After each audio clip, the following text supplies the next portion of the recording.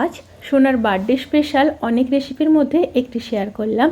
প্রত্যেক বছর ডিফারেন্ট কিছু করার চেষ্টা করি, আর এই রেসিপিটি সোনার ভীষণই পছন্দের। গুড ইভিনিং এভরিওয়ান, শতাব্দীর কিচেনে আপনাদের সবাইকে স্বাগত জানাই। আজকের রেসিপি নবরত্ন পোলাও। তাহলে চলুন শুরু করা যাক আজকের এই সহজ এবং সুস্বাদু রেসিপি। নবরত্ন পোলাও বানানোর জন্য আমি 500 গ্রাম চাল নিয়ে নিয়েছি। চালটাকে 1 ঘন্টা জলে ভিজিয়ে রেখে ছেঁকে নিয়েছি। আর যে সবজিগুলো নিয়ে নিয়েছি সেগুলো হলো আলু, গাজর, বিনস, ফুলকপি, ক্যাপসিকাম, ফ্রোজেন মটরশুঁটি, সাথে নিয়ে নিয়েছি পনির, আর নিয়ে নিয়েছি কাজু, কিশমিশ আর আমন্ড।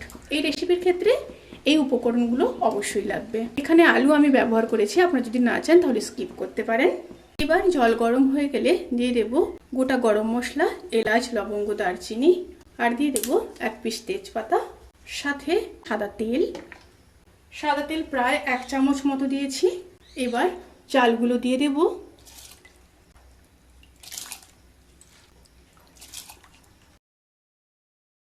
চালগুলোকে প্রায় 80% সেদ্ধ করে নিয়ে তারপর ফিরে আসছি।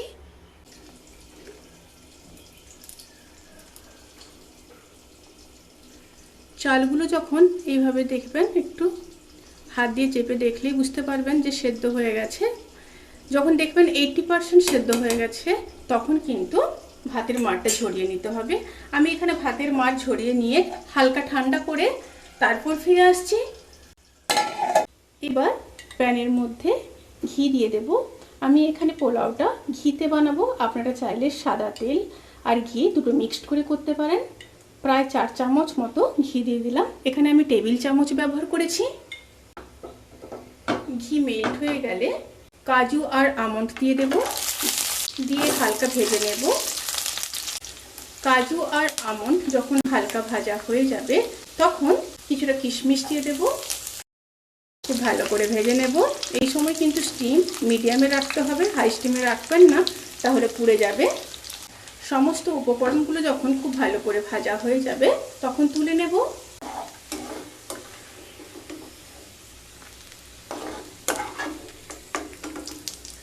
এবার পনিরগুলোকে ভেজে নেব। এখানে পনির আছে 200 গ্রাম। আমি যে পনিরটি ব্যবহার করেছি এটা আমি বাড়িতেই বানিয়েছি। পনিরগুলোকে হালকা ভেজে নেব। পনিরগুলো হালকা ভাজা হয়ে গেছে, এবার পনিরগুলোকেও তুলে নেব। এবার সবজিগুলো ভেজে নেব। প্রথমে দিয়ে দেব আলু, গাজর, আর দিয়ে দেব ফুলকপি। সামান্য লবণ দিয়ে দেব।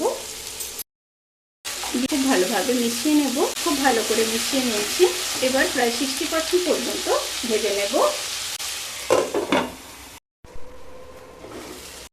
আলু, গাজর আর ফুলকপি 60% ভেজে নেওয়ার পরে দিয়ে দিয়েছিলাম বিনস, মটরশুঁটি, ক্যাপসিকাম। ভিডিওটা স্কিপ হয়ে গেছে, তো যাই হোক, সমস্ত উপকরণগুলোকে খুব ভালো করে ভেজে নিয়ে তারপর ফিরে আসছি। সবজিগুলো খুব ভালো করে ভাজা হয়ে গেছে, এবার তুলে নেব। এবার সেই প্যানের মধ্যে দিয়ে দেব 3 চামচ ঘি, আর দিয়ে দেব গোটা গরম মশলা, এলাচ, লবঙ্গ, দারচিনি। এলাচটাকে একটু থেতো করে নিয়েছি। মিশিয়ে নিয়ে এবার রাইস দিয়ে দেব। রাইস দিয়ে একটু মিশিয়ে নেব। এই সময় কিন্তু স্টিম একদম লোতে আছে। মিশিয়ে নেওয়ার পরে দিয়ে দেব পরিমাণ মতো লবণ, 2 চামচ চিনি।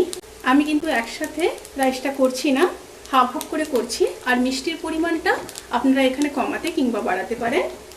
সাথে দিয়ে দেব ভেজে রাখা আমন্ড, কাজু, কিশমিশ, কিছুটা পনির, আর দিয়ে দেব ভেজে রাখা সবজি। খুব ভালোভাবে মিশিয়ে নেব। খুব ভালোভাবে মিশিয়ে নিয়ে মিডিয়াম টু লো স্টিমে 5 থেকে 7 মিনিট ফ্রাই করে নেব। এই সময় কিন্তু স্টিম একদম হাই করবেন না, মিডিয়াম স্টিমেই রাখার চেষ্টা করবেন। রেসিপি কিন্তু সার্ভ করার জন্য প্রায় রেডি। এবার উপর থেকে দিয়ে দেব 1 চামচ ঘি, হাফ চামচ হোমমেড গরম মশলার গুঁড়ো। এতে আছে এলাচ, লবঙ্গ, দারচিনি, জয়ত্রী, জায়ফল, সমস্ত উপকরণগুলোকে গুঁড়ো করে নিয়েছিলাম। দিয়ে দেবো 2টো চেরা কাঁচা লঙ্কা আর গোলাপ জল দিয়ে দেবো প্রায় 1 চামচ। দিয়ে আবারও খুব ভালোভাবে মিশিয়ে নেব।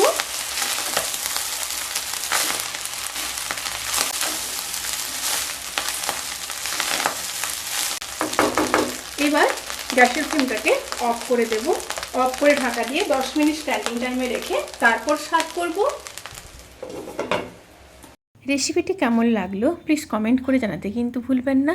যদি ভালো লেগে থাকে তাহলে সাবস্ক্রাইব করে পাশে থাকা বেল আইকন প্রেস করে নোটিফিকেশান অল করে রাখবেন। তাতে করে আমি যত রেসিপি দেবো সমস্ত লিঙ্ক আপনাদের কাছে পৌঁছে যাবে। আপনারা সবাই ভালো থাকবেন, সুস্থ থাকবেন, সাবধানে থাকবেন। আজকের মতো এই পর্যন্ত। পরের রেসিপির জন্য অপেক্ষা করুন। টাটা।